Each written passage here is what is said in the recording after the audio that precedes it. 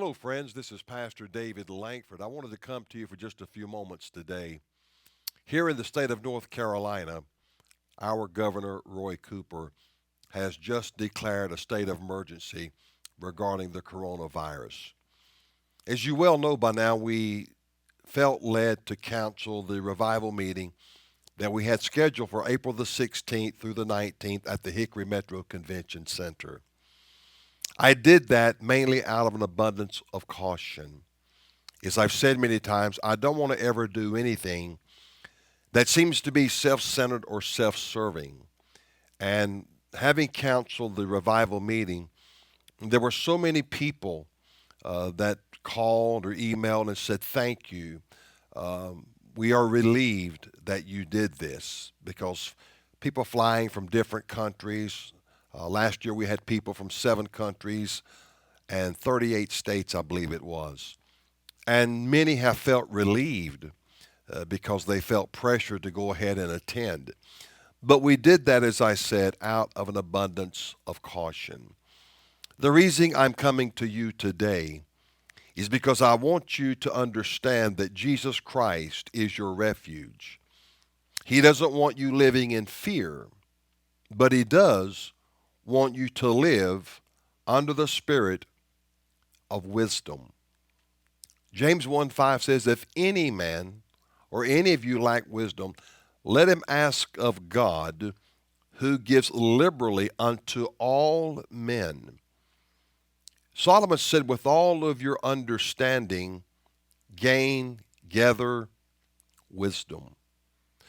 Wisdom is the ability to communicate or to exercise your knowledge. Wisdom is one thing, knowledge is another. Knowledge is about knowing. That's the root word. You know a lot of things, you know a lot of information. But wisdom is the ability to execute that knowledge appropriately.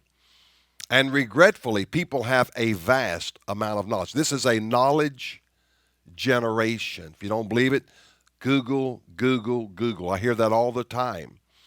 But just because you have the information or you have the knowledge, that's only part of it. The other part is the ability to execute that knowledge correctly for the betterment of not only yourself, but those around you. And that's where we come under the auspices of wisdom. Joseph had profound wisdom, and in the book of 1 Corinthians, we're taught the gift of wisdom. Even though the gift of the spirits were not in operation under Joseph's day, or Solomon's day for that matter, God did give them a spirit of wisdom, knowing how to execute and do the proper things. So, right now, I want to encourage you today to understand the difference between knowledge, knowing, and wisdom, which is the ability to communicate or to execute your plan in a very safe and pragmatic manner.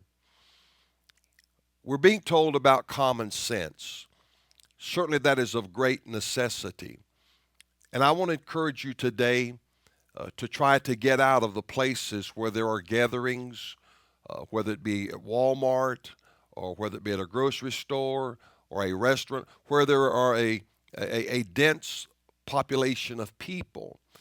All you're doing is increasing your chances of getting sick. I've made a point in my mind around the 20th of this month. I'm going to quit going out unless I absolutely have to. There are a lot of things that you can purchase, you can buy over the internet and have it directly shipped to your house. You don't have to go out. You don't have to mingle with the crowds. You don't have to be with the morass of people. And we've seen the hysteria, people fighting over toilet paper. People will soon start fighting over food and different amenities. And I thank God for those who are teaching us how to create hand sanitizer through rubbing alcohol and aloe vera gel.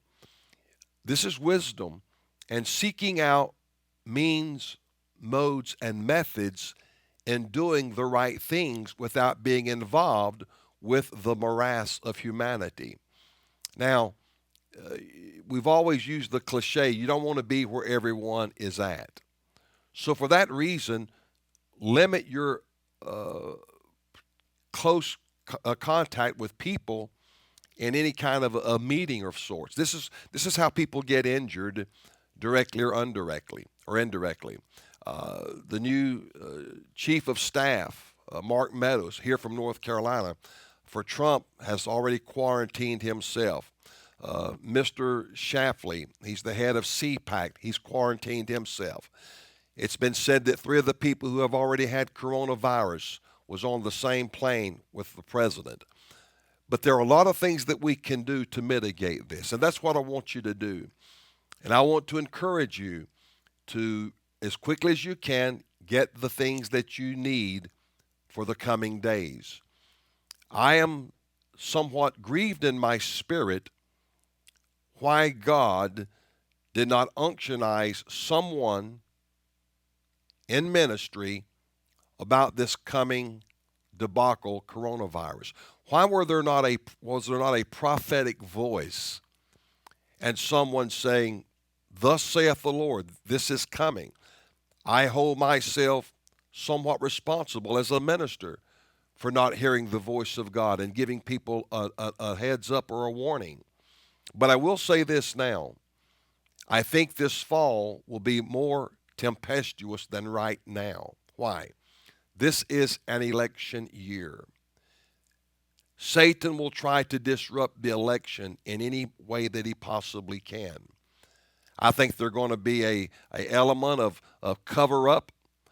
They're going to try to salvage the economy. They're going to try to stop a recession.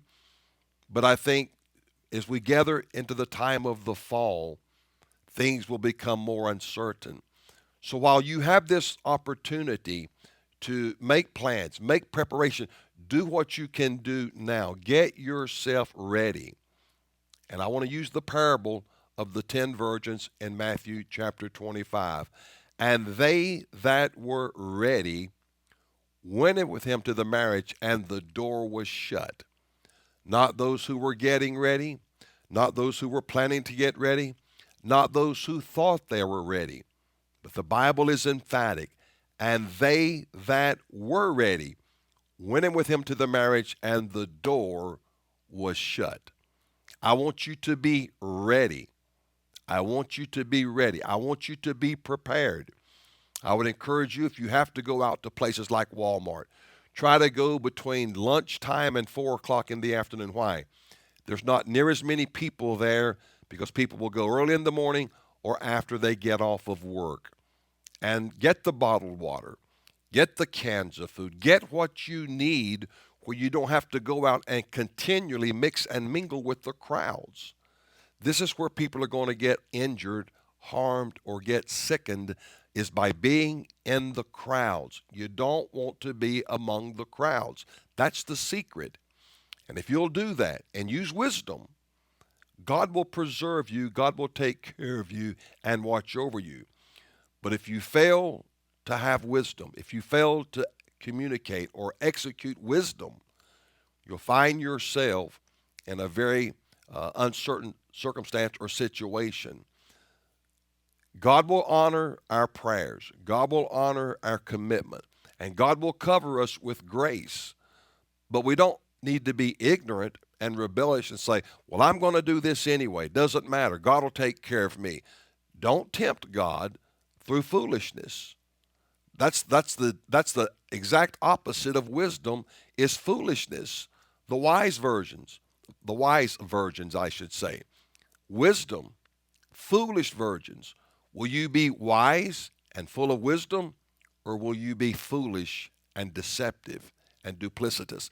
If that's what you're going to do, don't get upset when you suffer poor consequences, poor outcomes. I want to encourage you today. God is your refuge. God is your high tower. He is your covering. He is your shield. He is your buckler. But remember, it's up to you to be wise. Be wise as a serpent, Jesus said, and harmless as a dove. Simply do the right and prudent thing in your life, and God will preserve you. Hopefully, in the very near future, we're going to be able to have these revival meetings. But there's a reason for this right now. As I said a moment ago, where were the prophetic voices? And I hold myself accountable. Why didn't I hear? Why didn't I warn? We need to be praying, God, speak to us and help us to have foresight before events take place. We all know, according to Genesis chapter 47, the money failed in Egypt. And I read that again the other day. Joseph was the viceroy, the prime minister of Egypt. Joseph prophesied what would take place. Even though he prophesied the famine, money still failed in Egypt. I'm not talking about Canaan and the other parts of the world. I'm talking about where the man of God was. So the people came, the Egyptians, and they sold themselves unto Joseph. Why should we die? They sold themselves because the money failed so they could ascertain food. I want to encourage you today. There's a difference between knowledge and wisdom. You want the wisdom of God so you can do the right thing for yourself and for your family and those around you. And let me say today in closing, thank you for your continued love. Thank you for your continued financial support. And thank you for your fervent prayers for the Voice of Evangelism. By now, everyone that registered online have received their refund for the conference, and everyone that wrote in through a letter or mail, we've returned your money back to you in the form of a check. So we have taken care of everyone, because we don't want anyone to ever say we did something and we did not end up doing the right thing in the end. We always want to do the right thing so that God will continue to honor and bless us, and always attempting to the very best that we can to do the right thing for the church, the body of Christ.